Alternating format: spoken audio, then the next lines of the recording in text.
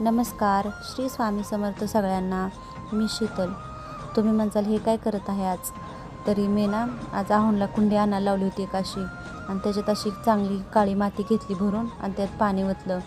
माझं देवापूरचं नारळाचं झाड इतकं सुंदर उगून आलं होतं ना कळसाचं.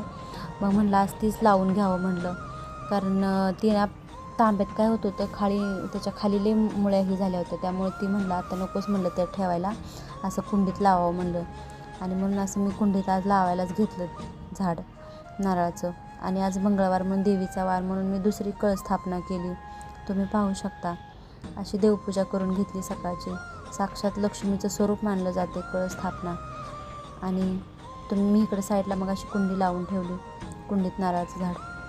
माझे व्हिडिओ आवडत असेल तर आपल्या इंस्टा पेजला फॉलो करा, आपल्या यूट्यूब चॅनलला पण सबस्क्राईब करा. तुमची लाडकी स्वामीबाग कशी वावरात फिरते.